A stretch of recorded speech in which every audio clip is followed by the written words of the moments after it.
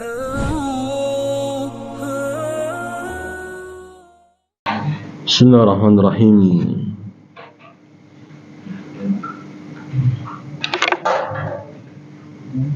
Assalamualaikum warahmatullahi wabarakatuh.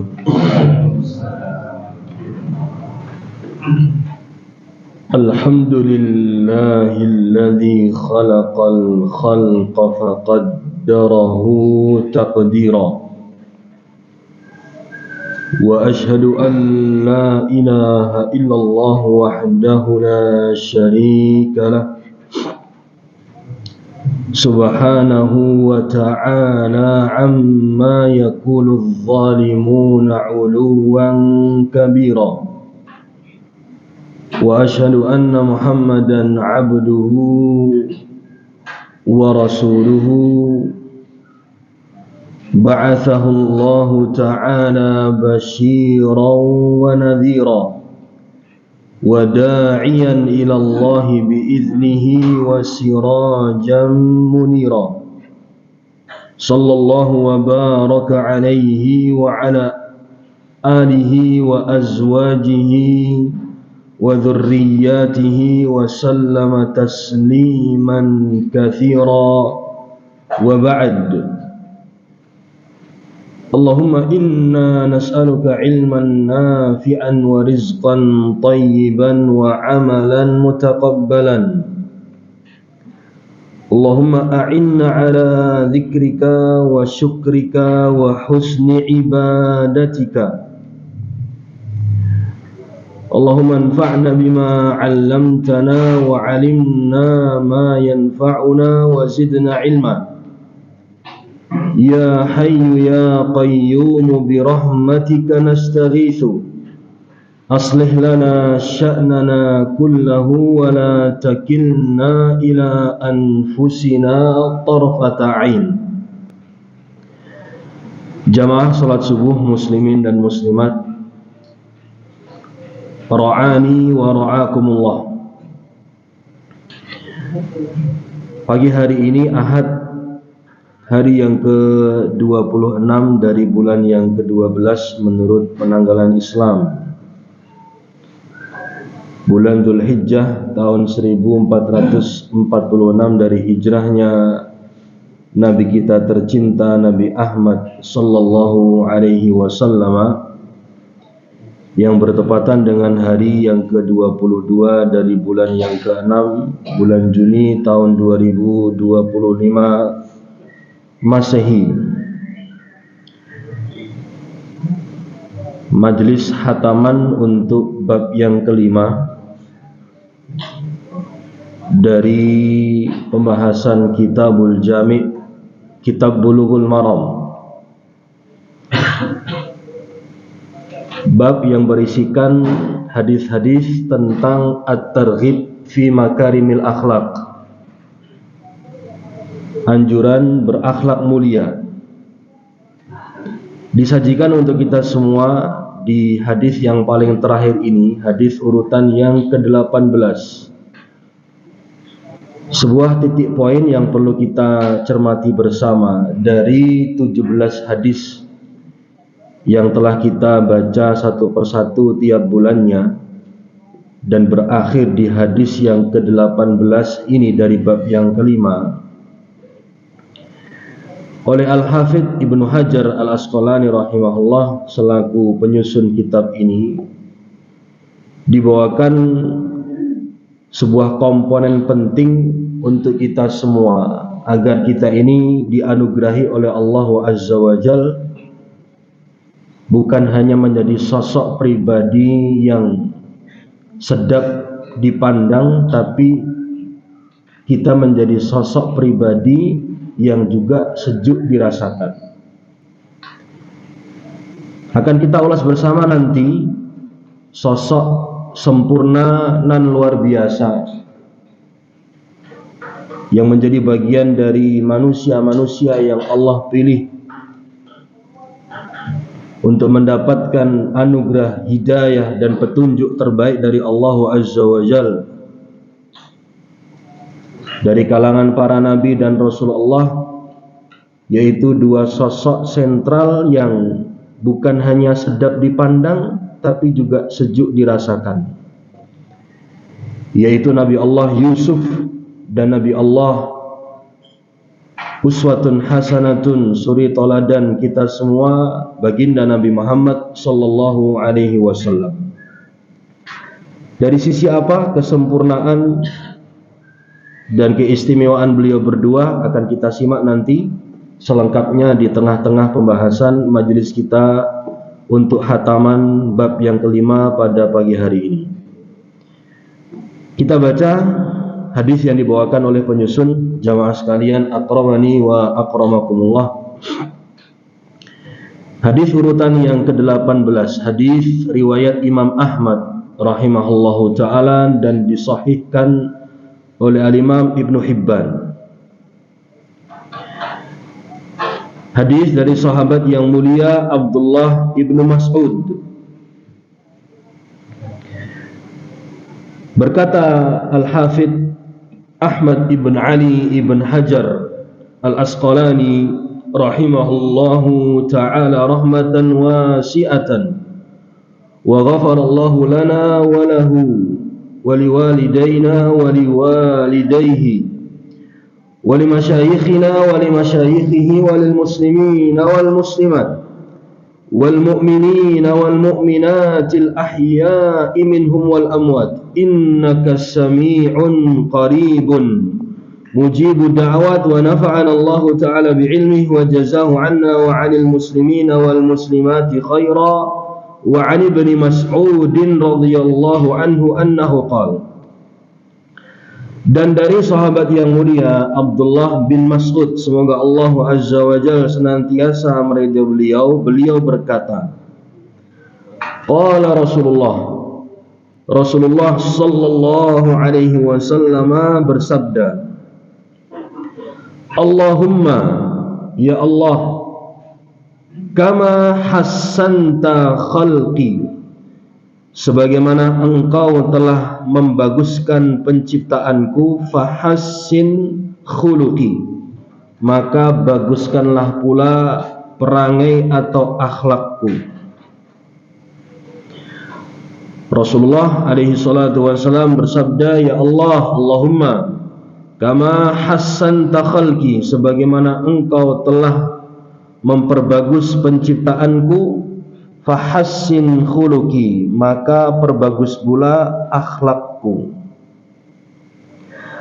Hadis ini jamaah sekalian dibawakan oleh Al-Hafidh Ibn Hajar Al-Asqalani rahimahullahu ta'ala di urutan yang terakhir dari 17, kami ulangi, dari 18 hadis yang ada di bab yang kelima ini, sebagaimana yang telah kami sampaikan prolognya di awal, untuk memahamkan kepada kita semua bahwa salah satu dari unsur penting yang tidak boleh hilang dari diri kita semua sebagai seorang muslim yang mendambakan sosok pribadi yang bukan hanya sejuk di pandangan tapi sedap dirasakan adalah unsur atau komponen berdoa kepada Allah Azza wa Jalla, seperti doa yang telah diajarkan oleh beliau dalam redaksi yang telah kita simak bersama tadi.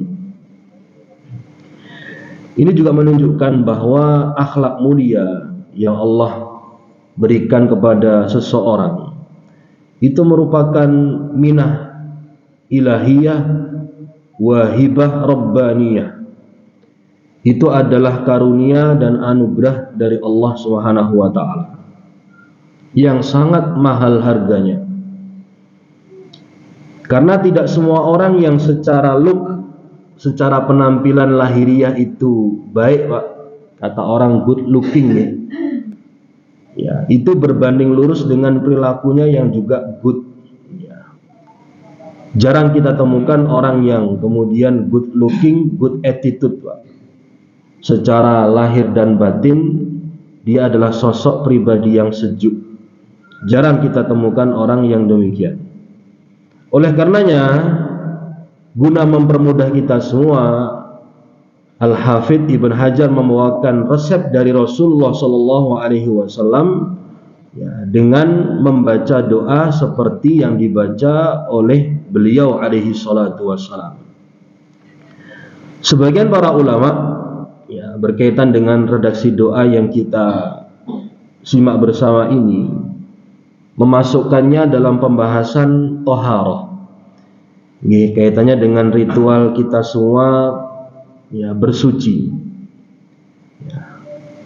Dimasukkan oleh mereka, oleh para ulama fikih, hadis ini dalam kitab toharoh ya, dalam pembahasan sunnah-sunnah wudhu. Ketika seseorang itu bercermin, ini pun juga dikuatkan oleh salah seorang ulama besar, Al-Imam An-Nawawi rahimahullah, dalam kitabnya Al-Adhkar, mencantumkan hadis ini dalam pembahasan yang beliau bawakan di kitab Al-Adhkar tersebut tentang babu ma yaqulu idza nadhara fil mir'ati. Pembahasan tentang apa yang seharusnya diucapkan ketika seseorang itu memandangi dirinya di cermin. Nah, beliau bawakan riwayat yang telah kita simak bersama ini. Inilah kemudian yang menjadi jawaban mengapa dulu ketika kita kecil kita diajarkan dan kita sering menemukan di cermin Pak stiker bertuliskan doa ini. Karena memang rahasianya supaya kita ini ya mendapatkan anugerah dari Allah Subhanahu wa taala, lahiriah yang indah, batiniah yang indah pula. Nabi alaihi salatu wasallam berdoa memohon kepada Allah, Allahumma,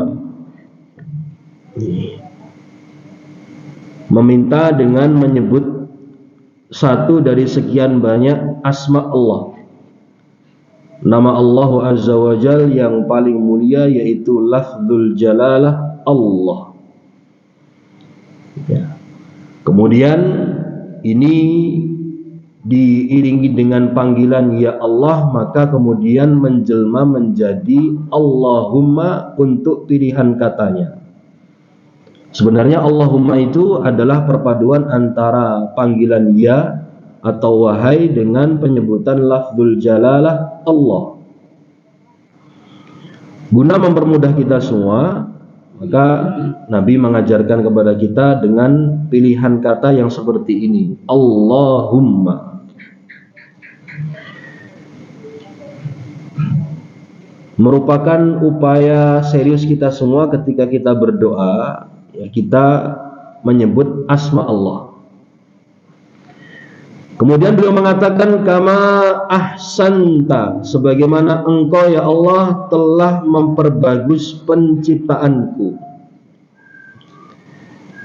Penggalan pertama doa ini jamaah sekalian, ada sebuah sisi menarik yang diulas oleh para ulama tentang masalah tips dalam berdoa, lagi-lagi dalam masalah berdoa.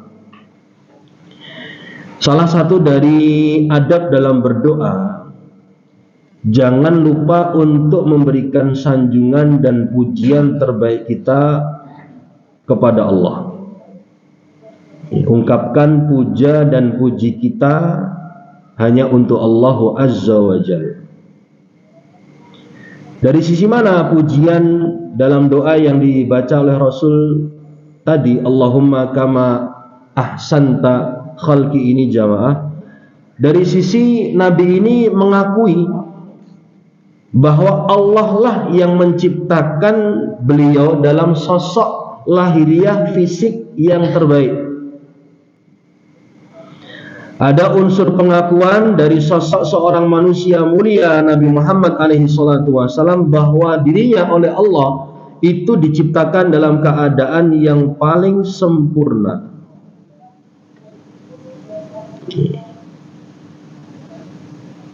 Melalui penggalan doa ini kita dipahamkan tidak ada jamaah dari kita di sisi Allah yang secara lahiriah itu terhitung cacat. Semuanya sudah Allah pilihkan dengan penciptaan yang paling terbaik. Termasuk mohon maaf nih yang kita lihat secara fisik niku kurang Pak. Sebutlah di sana ya termasuk penyandang disabel Pak. Memang di mata kita secara lahiriah dia kurang, tapi di sisi Allah itulah yang sudah terbaik untuknya. Kita ingat ayat di surah At-Tin, Allah pastikan tentang hal ini, laqad khalaqnal insana fi ahsani taqwimin. Sungguh kata Allah, telah benar-benar kami ciptakan manusia itu dalam penciptaan yang paling ahsan, Pak. Paling terbaik, tidak ada yang salah. Sehingga kita jangan kemudian mundur ke belakang merasa Allah Azza wa Jalla tidak adil terhadap kita. Kok anakku ra kaya anak tonggoku ya. Kita melihat anak kita sedikit mengalami kekurangan, Pak. Contoh, lambat dalam membaca. Apa istilahnya, Pak? Kalau orang itu lambat dalam membaca, diseleksia, delay speech, Pak. Ya, jangan kemudian kita merasa, oh ini anak ini kenapa kok untuk saya ya? Kok raning tonggoku wae. Allah tidak salah, Pak, menitipkan anak tersebut untuk kita semuanya. Dan yang harus kita bangun dalam mindset kita masing-masing, Allah itu sudah menciptakan yang paling terbaik dan tidak mungkin salah. Kekurangan kita boten sabar, Pak. Ya, membersamai titipan berupa nikmat anak tersebut, sehingga kita tidak menemukan apa rahasia, apa hikmah, apa kebahagiaan yang Allah selipkan. Ya, di balik kekurangan-kekurangan yang itu di mata manusia demikian keadaannya, tapi di sisi Allah tidak ada yang kurang. Allah juga mengatakan di surah Al-Infitar ayat yang ke-6, kami ulangi ayat yang ke-7, alladzi khalaqaka fasawwaka fa'adalaka. Allah itu adalah yang menciptakan Anda, kemudian fasawwaka, menyempurnakan penciptaan Anda, ditambah lagi kata Allah fa'adalaka, menjadikannya seimbang. Diciptakan, disempurnakan, kemudian diatur, didesain sedemikian rupa oleh Allah untuk menjadi sosok yang seimbang secara lahiriah.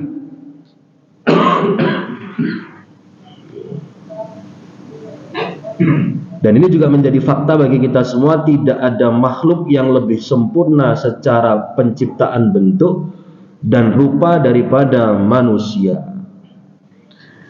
Ya, oleh karenanya Nabi mengajarkan kepada kita semua untuk eling, Pak, ingat selalu akan nikmat ini. Kita itu sebagai manusia sudah Allah pilihkan untuk menjadi makhluk yang paling terbaik di sisi Allah Azza wa Jalla.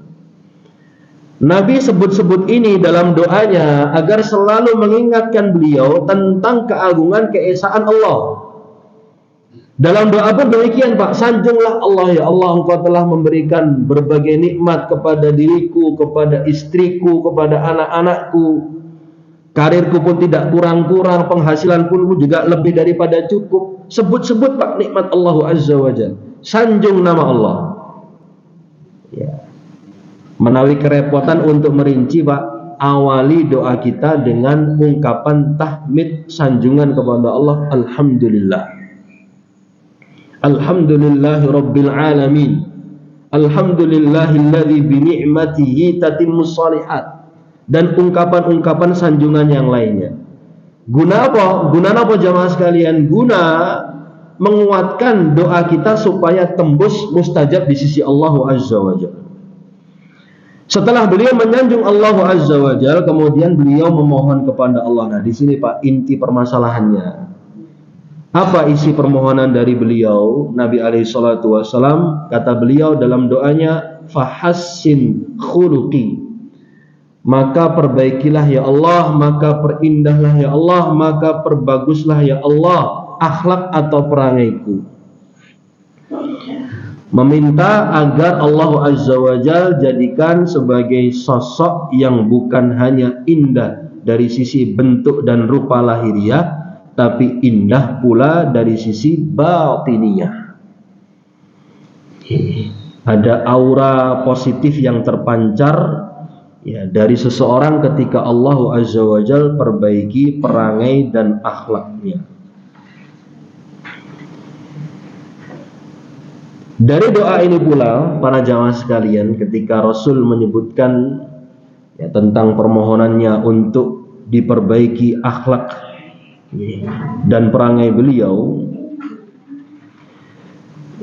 terselip pemahaman dan ilmu berharga bagi kita semua bahwa ada dua unsur dari kita sebagai manusia yang perlu kita perbaiki dan perindah bersama. Yang pertama as-surah az-zahirah, unsur lahiriah atau zahir kita masing-masing, secara fisik, secara rupa, secara bentuk. Bila kita lihat diri kita masing-masing jamaah, tidak ada di antara kita itu yang tidak perhatian akan bentuk dan rupanya.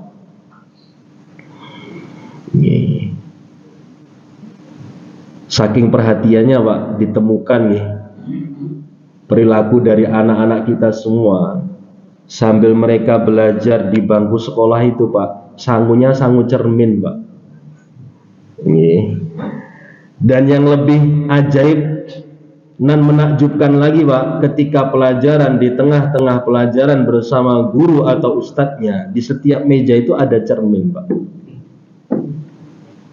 Kenapa kami bisa bercerita seperti ini? Karena kami mengalami Pak, punya santri, ada anak-anak didik yang demikian perilakunya. Sangat khawatir jikalau tatanan rambutnya itu rusak Pak. Habis mandi, ini sudah sampoan, ganteng maksimal pakai minyak rambut semacam pomade Pak, untuk mengeraskan, mengakukan bagian rambutnya. Nanti ketika di sekolah sebenarnya peraturannya harus pakai aksesori penutup kepala Pak, songkok dan yang semisalnya, ternyata tidak dipakai. Kenapa? Khawatir rambutnya rusak. Ketika sholat jamaah, ya sama Pak perilakunya, malah lebih menggelikan lagi. Saking rambutnya panjang Pak, ketika sujud niku Pak, diangkat rambutnya, kersanipun boten rusak. Ini gambaran dari anak-anak kita yang juga mencerminkan kita jamaah. Kita ini sangat kagum ketika kita bercermin. Tak sawang-sawang aku yang ganteng loh, sawang-sawang aku ya ayu Pak. Akhirnya ada semacam penyakit kejiwaan narsistik Pak. Senang dengan penampilan diri sendiri. Nanti ketika penyakit ujub itu merasuki dirinya, ketika keluar Pak, dia harus tampil menjadi sosok pusat perhatian bagi orang. Aku kudu diperhatikan karo Allah.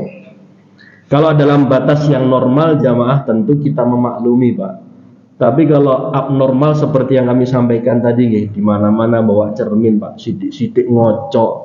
Apalagi itu laki-laki Kata para ulama, bukan kerjaan laki-laki Pak yang sedikit-sedikit itu memperhatikan masalah penampilan. Nabi saja disebutkan menyisir rambut itu tidak sering-sering Pak. Ketika kondisinya dibutuhkan, beliau menyisir rambutnya, menyisir janggutnya. Tapi tidak kemudian setiap saat menyisir rambut Pak. Yang kerjaannya itu memperhatikan penampilan, identik dengan kaum laki-laki atau perempuan jamaah? Perempuan. Dan itu sangat-sangat wajar perempuan itu memperhatikan masalah penampilannya. Bahkan rela merogoh kocek Pak untuk perawatan rutin ke klinik kecantikan. Nanti di sana ada pedicure, manicure Pak, perawatan kuku dan yang semisalnya, sampai kuku Pak dirawat luar biasa. Perhatiannya manusia kepada sisi lahiriah. Nah, yang menjadi perhatian bagi kita semua, dan ini PR bagi kita jamaah, imbangilah perhatian kita terhadap lahiriah dengan perhatian yang tidak kalah besar terhadap urusan batiniyah. Permohonan kita kepada Allah dalam rangka meneladani Nabi tadi, ya Allah perbaikilah pula akhlakku. Jangan hanya kita pandang dari satu sudut bagaimana interaksi kita dengan sesama Pak, atau hablum minan nas. Kita memohon kepada Allah, ya Allah perbagus pula akhlakku. Sudut akhlak yang perlu kita perhatikan, bagaimana kita ini beradab dan berakhlak kepada Allah. Itu yang paling utama. Jangan lupa hablum minallah itu lebih utama daripada hablum minan nas, ya. Jangan fokus kepada pencitraan supaya kita ini menjadi manusia terhormat di tengah-tengah manusia, tapi di sisi Allah kita dianggap sebagai manusia yang paling bejat, Pak. Apa gunanya jikalau kita ini menjadi yang terhormat di mata manusia tapi bejat di hadapan Allah Azza wa Jalla? Gak akan lama, Pak. Ya, sosok kita yang terpandang di mata manusia kalau kita ternyata dianggap sangat-sangat tidak terhormat di sisi Allah. Akan Allah tarik, akan Allah cabut nikmat tersebut. Apalagi dibumbui dengan, mohon maaf, kebohongan, Pak, pencitraan dan seterusnya. Itu tidak akan lama akan Allah cabut, Pak. Oh, yang punya kuasa itu Allah Azza wa Jalla. Kebohongan-kebohongan yang ditutupi, pencitraan-pencitraan yang direkayasa, Pak. Allah itu maha tahu, Allah maha mendengar. Kita semua bisa diperalat, kita semua bisa ditipu, kita semua bisa dibohongi, tapi Allah tidak bisa dibohongi. Oleh karenanya Nabi itu paling khawatir, Pak, jikalau kemudian Allah Azza wa Jalla hinakan dirinya sehingga menjadi demikian.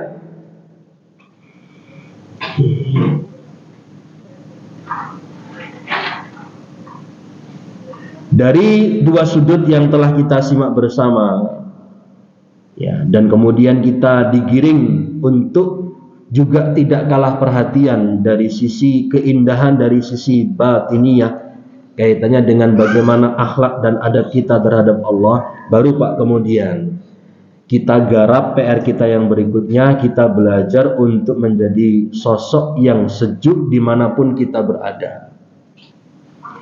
Belajar dari prinsip Nabi Isa putra Maryam alaihi wa ala nabiyina Muhammad afdhalus shalah wa atamut taslim, jamaah. Moto hidup beliau, silahkan nanti jamaah buka di surah Maryam. Nabi Isa mengatakan wa ja'alani mubarakan ainama kuntu. Allah itu menjadikan aku sebagai sosok yang mubarak, Pak, berberkah, membawa barokah dimanapun aku berada. Barokah ketika dirinya bersama keluarga, barokah dirinya ketika bersama orang lain, barokah dirinya ketika bersama umat. Itu sosok Nabi Isa. Ini pun juga dikuatkan dengan moto yang diajarkan oleh Nabi agar kita ini menjadi bagian dari mafatih lil khair, Pak. Menjadi sosok yang dikatakan oleh Nabi sebagai miftah al khair, kunci pembuka pintu-pintu kebaikan. Kalau moto hidupnya Nabi Isa adalah mubarak, Pak, dimanapun berada, moto hidupnya Nabi Muhammad alaihi salatu wasalam jadi miftah al khair, Pak, kunci pembuka pintu-pintu kebaikan bagi orang banyak. Nah, ini ketika kita padukan jamaah antara akhlak kita terhadap Allah dengan akhlak kita terhadap sesama, jadilah, Pak, kita ini sebagai sosok manusia yang dikatakan sebagai sempurna dari dua sisi, hasanu al-khalqi dan hasanu al-khuluqi. Indah dari sisi bentuk rupa lahiriah, indah pula dari sisi batiniah, perangai dan akhlak. Tadi kami sampaikan clue, sedikit kisi-kisi tentang siapakah sosok yang Allah anugerahi yang demikian tadi. Dia terhitung hasanu al-khalqi dan hasanu al-khuluqi, Pak. Indah dari sisi lahir dan indah pula dari sisi batin. Itu adalah Nabi dan Rasulullah. Mengapa harus mereka? Karena memang Allah yang memilih dan menunjuk mereka. Jangan kita salah, jamaah sekalian, memilih siapa idol kita, Pak. Siapa orang yang menjadi tokoh paling berpengaruh dalam hidup kita semua. Ditanya, Mas, jenengan siapa tokoh favorit yang menginspirasi hidup jenengan seperti ini, Mas? Oh, saya Adolf Hitler, pimpinan Nazi. Pantes kepemimpinan jenengan otoriter, Mas.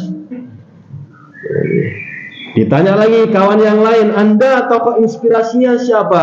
Mahatma Gandhi, tokoh pembaharu India. Ditanya lagi, siapa tokoh favorit yang berpengaruh dalam kehidupan Anda? Ali Ayatullah Al-Khomeini. Itu revolusi mas, revolusi mas. Lupa Pak, kalau ada manusia-manusia pilihan Allah yang lebih unggul, bahkan jauh mengungguli tokoh-tokoh favorit yang kita anggap berpengaruh dalam hidup kita semuanya. Siapa mereka? Yang Allah katakan di surah Al-An'am ayat 90. Ulaikal ladzina hadallah. Mereka-mereka ini adalah manusia-manusia yang Allah pilih untuk mendapatkan hidayah, petunjuk dari Allah. Kata para ulama, yang dimaksud adalah Nabi dan Rasul. Mengapa demikian? Karena sebelum ayat 90 ini Pak, Allah menyebutkan rentetan nama-nama Nabi.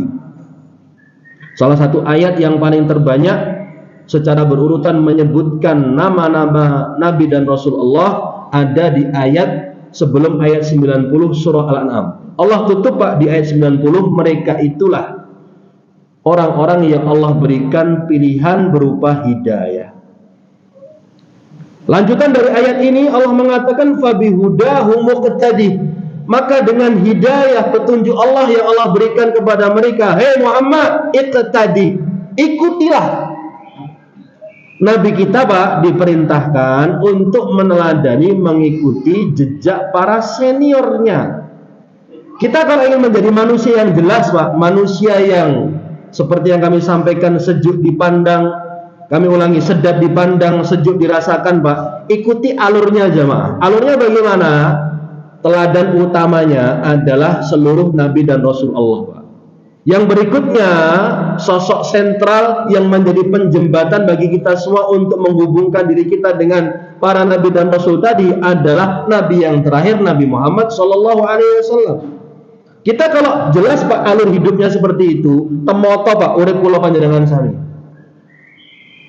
Kita jadikan coba tokoh berpengaruh yang menginspirasi hidup kita semua, kemudian menjadi favorit bagi kita dan anak-anak kita serta keluarga kita Pak. Orang-orang semacam Nabi Hud, orang-orang semacam Nabi Lut, orang-orang semacam Nabi Yakub, orang-orang semacam Nabi Musa, orang-orang semacam Nabi Ibrahim. Ditanya, Mas, siapa Mas yang menginspirasi hidup jenengan urip prihatin tapi sabarnya luar biasa Mas? Ya, Nabi Muhammad SAW inspirasi saya Mas. Ya. Beliau sabar dengan kefakiran dan kesederhanaan hidupnya. Ini luar biasa coba. Ambil contoh Pak, sudut di mana Nabi SAW itu meneladani para pendahulunya. Beliau menjadi suksesor Pak. Para senior-senior dari kalangan Nabi dan Rasulullah Azza wa Jalla serta menjadi penyempurna mereka semuanya. Terlihat dari bagaimana beliau ini mencontoh attitude Pak, mencontoh sikap bijak Nabi Yusuf. Kita tahu nih, Nabi Yusuf ini jamaah sekalian ya, mendapatkan pengakuan dari Rasul alaihi salatu wasallam sebagai sosok manusia yang sangat rupawan Pak. Sehingga tidak salah para ulama kemudian menggolongkan Nabi Yusuf ini sebagai contoh, sebagai salah satu contoh terbaik manusia yang Allah anugerahi secara lahir dan batin itu Pak sama-sama indah. Lahiriahnya sosok yang rupawan, batinnya pun juga tidak kalah menawan, sosok Nabi Yusuf alaihi salatu wassalam. Dalam peristiwa Mi'raj di mana Nabi alaihi salatu wassalam diangkat ke langit jamaah, kemudian mampir Pak mengunjungi para senior-senior beliau. Salah satu pintu yang dibuka untuk beliau kemudian dimasuki adalah pintu di mana di sana didiami oleh Nabi Yusuf. Dibukakan pintu, kata Nabi Muhammad, fa'idha anabi Yusuf, tiba-tiba di hadapanku sudah terpampang sosok seorang Nabi Yusuf. Idh huwa qad u'tiya syatral husni, Ternyata aku melihat sosok Nabi Yusuf, separuh keindahan dunia itu Allah berikan untuknya. Sehingga tidak salah jamaah sekalian, Nabi Yusuf itu sebagai sosok ikon, Pak, Nabi yang paling ganteng, Pak. Pertanyaannya, adakah yang lebih ganteng daripada Nabi Yusuf jamaah? Ada, Pak, tentunya. Tadi kan dikatakan baru separuh, Pak. Baru separuh. Itu saja sudah membuat Nabi terkesima dan terpesona, Pak, dengan sosok Nabi Yusuf. Tidak kalah unggul dengan Nabi Yusuf, Nabi sebelumnya, Pak, manusia pertama yang Allah ciptakan, sinten jamaah? Nabi Adam. Kenapa dikatakan Nabi Adam juga sosok yang tidak kalah indah dibandingkan Yusuf? Nabi Adam itu satu-satunya manusia, Pak, yang langsung Allah ciptakan dengan kedua tangannya. Jikalau anak keturunan Adam itu diciptakan dari hubungan antara laki-laki dengan perempuan dengan dipancarkannya air yang hina, Nabi Adam ini, Pak, tidak seperti itu keadaannya. Allah ciptakan dari tanah, Pak, dan yang membuat adalah Allah langsung dengan kedua tangannya. Kita ingat ketika Allah mengingkari dan mempertanyakan sikap iblis yang tidak mau sujud kepada makhluk Allah yang bernama Adam. Allah mempertanyakan, kenapa engkau enggan sujud kepada makhluk yang aku telah ciptakan, kata Allah, biyadaya, dengan kedua tanganku, kata Allah. Kembali kepada Nabi Yusuf jamaah sekalian. Nabi Yusuf sebagaimana persaksian Nabi tadi, beliau disanjung oleh Nabi Muhammad adalah sebagai sosok manusia yang rupawan. Ternyata beliau juga menampilkan perilaku maupun akhlak yang menawan.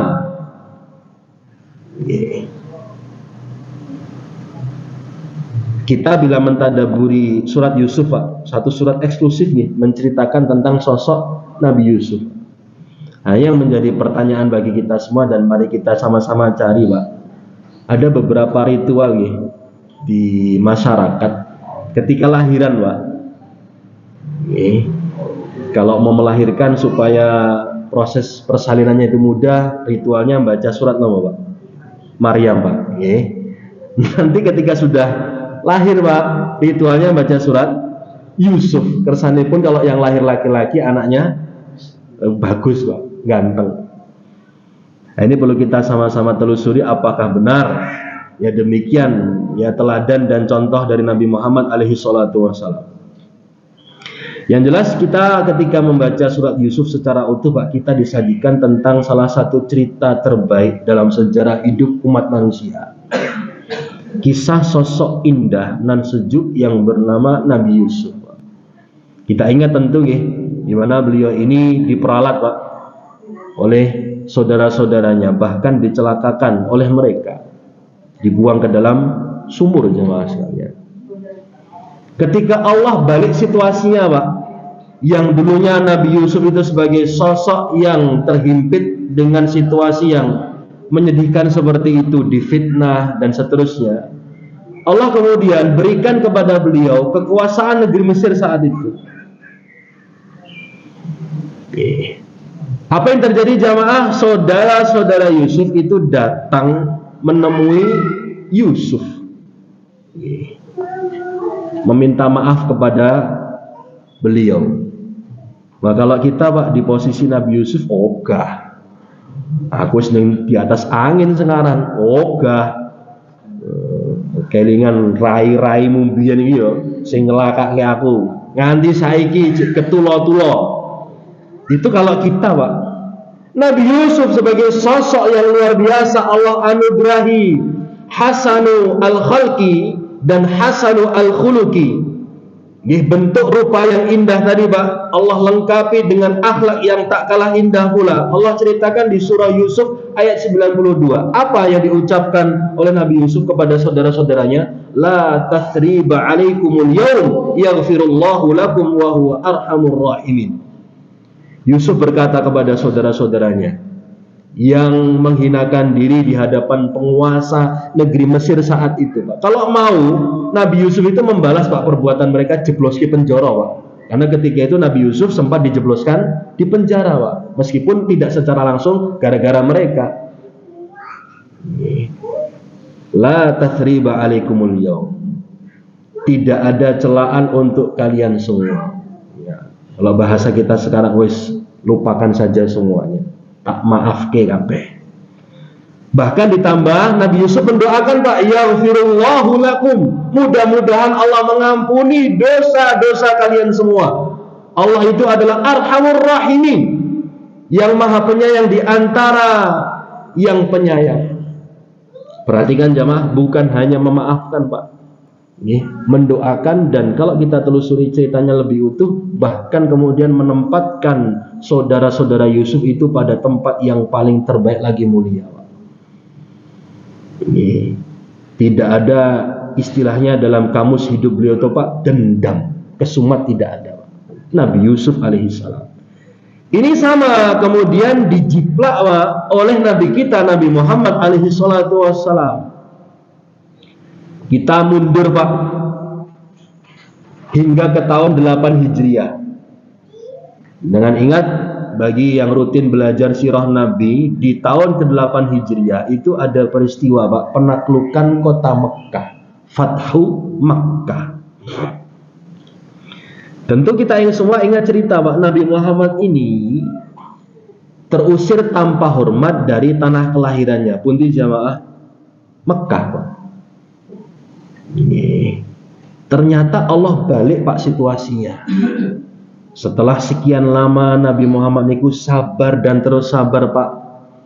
Akhirnya setelah Nabi menghimpun kekuatan ketika beliau berhijrah kota Madinah, mendirikan sebuah negeri yang Allah berkahi, negeri Madinah, punya kekuatan yang luar biasa, yang menjadi sebuah negeri yang disegani, dihormati. Beliau kemudian dengan para sahabat pasca tertahan di tahun ke-7 Hijriah, tatkala ingin menunaikan ibadah umrah, jamaah menaklukkan kota Mekah atas izin Allah Azza wa Jalla. Sesampainya di kota Mekah, jamaah sekalian, Nabi bukanlah sosok yang otoriter seenaknya sendiri. Beliau memanggil, menyeru kepada seluruh penduduk negeri Mekah, ya ahla Mekah, ma tazunnuna ma taqulun. Wahai sekalian penduduk negeri Mekah, termasuk keluarga-keluarga beliau, Pak, yang membuang beliau saat itu, ditanya, bagaimana pendapat kalian? Apa yang kalian ucapkan tentang kondisi pada hari ini? Mereka mengatakan, nazunnu khairan wa naqulu khairan fi ibni ammi karim. Kami akan mengomentari dan mengatakan yang baik-baik saja untuk putra dari anak paman kami yang mulia. Yang dimaksud adalah Nabi Muhammad SAW. Nabi, Pak, kalau dendam yang ketika itu menjadi penguasa kota Mekah, Pak, sudah dihabisi semua itu, Pak. Kayak kita nih, kalau sudah menaruh rasa benci dan dendam kesumat kepada seseorang, bukan hanya orangnya, Pak, yang kita habisi, keluarganya sekalian, Pak. Nah, isoan begitu. Nabi Muhammad boten, Pak, apa yang beliau ucapkan sama persis, Pak, dengan ucapan Nabi Yusuf. Di ayat Yusuf 92 tadi, la tathriba alaikumul yaum yaghfirullahu lakum wa huwa arhamur rahimin. Kalian semuanya aku maafkan, kata Rasul. Mudah-mudahan Allah mengampuni kalian semuanya, dan Allah itu adalah zat yang maha penyayang dari yang penyayang. Allahu Akbar, Pak. Ini, Pak, sosok yang luar biasa, yang menjadi panutan dan teladan bagi kita semua. Lahiriahnya indah, jamaah sekalian, kemudian perilakunya juga tidak kalah indah. Nah, yang menjadi PR bagi kita semua, jamaah sekalian, kalau kita melihat klasifikasi manusia yang lain, ada pengelompokan manusia yang lain, Pak, yang paling unggul, yang paling terbaik, jelas seperti yang telah kita sama-sama ulas bersama tadi. Urutan yang paling tertinggi, rating paling tertinggi ini, Pak, Nabi Muhammad, Nabi Yusuf. Ya, mereka Allah anugerahi baik rupa, baik pula perilakunya. Yang di bawahnya di urutan yang kedua, baik perilaku, Pak, tapi rupanya biasa-biasa saja. Secara look itu tidak menarik, Pak. Dipandang itu kadang-kadang buat mata kita kelilipan. Kok Rai ini koyong ini banget ya, Mas. Ya, tapi, Pak, itu bisa tertutupi, terhijabi dengan apa Pak? Tutur katanya yang lembut, tindak tanduknya yang santun, punya tata krama yang baik, ngertos unggah-ungguh. Ya. Dari sisi penampilan itu ngeri Pak, badian kabeh. Ngertos badian Pak ya? Tatoan semua jamaah. Tapi nek ngomong assalamualaikum, lembut Pak. Pripun kabaripun Mas? Solo tenan ternyata Pak. Padahal badian semua. Ya, ini Pak yang bisa mengurangi kekurangan kita dari sisi fisik itu adalah kelebihan dari sisi unggah-ungguh, kelebihan dari sisi perilaku maupun akhlak. Nih. Kemudian di bawahnya di urutan yang ketiga, ya, baik rupa Pak, dari sisi lahiriah itu indah jamaah, tapi buruk perilakunya. Nah ini paling indah Pak. Jangan sampai kita berada di nomor yang ketiga ini. Dia dari sisi al-khalq termasuk hasanul khalq Pak. Rupanya baik, tapi ternyata tidak diimbangi dengan baiknya perilaku. Mohon maaf, dari sisi wajah itu Pak, dari sisi face dikatakan sebagai baby face Pak. Sebagai sosok yang wajahnya itu tidak pernah menua, raketok tua itu. Tapi mohon maaf, perilakunya Pak tidak berbanding lurus dengan penampilan lahiriahnya. Ngomong itu omongannya tajam, tidak enak didengar Pak suaranya, menyakiti hati dan seterusnya. Yang paling rendah, yang paling bawah nomor 4 Pak. Kira-kira nomor Pak ini? Wes elek. Wah, betul sekali Mas Haris. Seraine elek di sawang rapena, perilakunya sama sekali tidak menyejukkan. Nah ini Pak, yang paling terendah. Dibawakan klasifikasi ini jamaah sekalian untuk kita bercermin di posisi manakah kita sekarang ini. Kalau di urutan pertama Bapak Ibu kersanipun ketinggalipun tebih jauh Pak, mukelu jauh gitu kan. Kata orang Jakarta ini mukelu jauh. Jauh Pak kita dari orang yang pertama ini. Kayak Yusuf, wah rawa. Jenengmu memang Yusuf. Ya Mas Yusuf. Nama Anda memang Yusuf. Tapi tunggu dulu, perilaku Anda apakah mencerminkan Nabi Yusuf atau tidak? Jenengmu memang apik Mas, Ahmad, Muhammad. Tapi ternyata mohon maaf jamaah, perilakunya tidak berbanding lurus dengan namanya. Tapi kita tidak pernah berputus asa dari rahmat Allah jamaah. Kita selalu percaya ketika kita mau berubah baik, Allah Azza wa Jalla selalu bersama kita semuanya. Kesimpulan sekaligus pelajaran yang dapat kita tarik dari apa yang kita kaji bersama jamaah sekalian. Yang pertama, kita belajar dari doa yang diajarkan oleh Nabi dalam hadis Abdullah bin Mas'ud ini. Sebagai seorang manusia harus mengakui bahwa apa yang kita semua miliki jamaah dari sisi lahiriah yang baik, batiniah yang baik pula, itu semuanya adalah anugerah dari Allah. Termasuk harta yang kita punya, jabatan yang kita sedang miliki pada hari ini, itu semuanya adalah pemberian dan karunia dari Allah. Maka jangan pernah lupakan Allah dalam kehidupan kita semua. Teringat dengan ayat yang dibacakan oleh imam kita tadi, ayat di surah Thaha ketika rakaat pertama Pak. Dan ini juga kami sampaikan ketika kita sama-sama duduk Jumatan kemarin, ayat di mana Allah mengingatkan kita wa aqimis sholata lidzikri Pak. Dirikanlah salat untuk mengingatku kata Allah. Jadi jangan sampai kita sudah banyak menikmati nikmat Allah Pak, tapi lupa untuk mensyukurinya, salah satunya dengan menyajikan dan mempersembahkan salat yang paling terbaik dari kita untuk Allah Azza wa Jalla. Supaya kita ya pantas Pak dikatakan sebagai makhluk yang tahu diri, karena pandai bersyukur kepada Allah. Kemudian yang kedua, kita belajar bersama dari hadis ini jamaah, anjuran untuk banyak-banyak berdoa Pak, memohon kepada Allah bimbingan. Ya, bimbingan supaya kita ini menjadi sosok manusia yang barokah, manusia yang menjadi kunci pintu kebaikan, manusia yang menyejukkan dimanapun kita berada. Wong Nabi saja Pak mencontohkan kita hal ini. Apa kata para ulama? Kata para ulama ini menunjukkan sosok seorang kiai, sosok seorang ustadz, sosok seorang tokoh berpengaruh di masyarakat itu seharusnya adalah orang yang paling sergap, paling rajin berdoa memohon kepada Allah seperti yang diminta oleh Nabi. Jangan kemudian dilabeli di masyarakat sebagai sosok seorang kiai yang berpengaruh, ustadz yang karismatik, menjadi idola, bahkan mengalang-alahi Kiai Haji Zainuddin MZ Allahu yarham.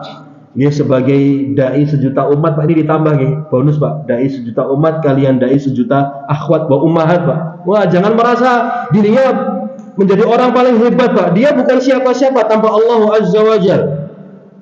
Manusia itu digerakkan hatinya untuk mendengar ilmu yang kemudian dia gelontorkan. Itu Allah semuanya, bukan karena kehebatan kiai karismatik maupun ustadz favorit tersebut. Ini Nabi mengajarkan kita demikian. Beliau saja sebagai sosok manusia yang menawan dari sisi zahir, menawan dari sisi batin, masih terus merendahkan diri berdoa kepada Allah Azza wa Jalla. Kemudian yang terakhir jamaah sekalian, ditutupnya bab ini dengan doa. Kemudian nanti di majelis kita yang akan datang kita akan masuk bab yang terakhir dari 6 bab Kitabul Jami', dikupas tentang masalah hadis-hadis seputar zikir dan berdoa. Pak, menunjukkan bahwa doa itu adalah energi, Pak, power bank, kekuatan utama seorang mukmin dan mukminah. Jangan pernah menganggap remeh, jangan pernah menganggap sepele dan receh di doa yang kita langitkan kepada Allah Subhanahu wa taala. Nabi adalah sosok manusia yang memberikan contoh terbaik bagi kita semua, bagaimana beliau itu selalu rajin doa, rajin memohon kepada Allah Subhanahu wa taala. Dan salah satu doa yang diamalkan, mari kita amalkan bersama jamaah sekalian dalam keseharian kita, ketika kita bercermin ataupun dalam momentum apapun, kita memohon kepada Allah, Allahumma kama ahsanta khalqi fahassin khuluqi. Demikian untuk rangkaian pelajaran kita pada pagi hari ini. Semoga yang kita pelajari menjadi simpanan ilmu yang bermanfaat bagi kita semua, menjadi support system yang terbaik untuk kita beramal soleh di umur yang masih Allah Subhanahu wa taala berikan kepada kita semua. Innahu waliyudzalika wal qadiru alaih. Monggo ditutupkan di doa kafaratul majlis. Subhanakallahumma wa bihamdika nasyhadu an la ilaha illa anta nastaghfiruka wa natubu ilaik. Wassallallahu ala nabiyyina Muhammad wa sallam walhamdulillahi rabbil alamin. Matur nuwun, jazakumullahu khairan. Assalamualaikum warahmatullahi wabarakatuh.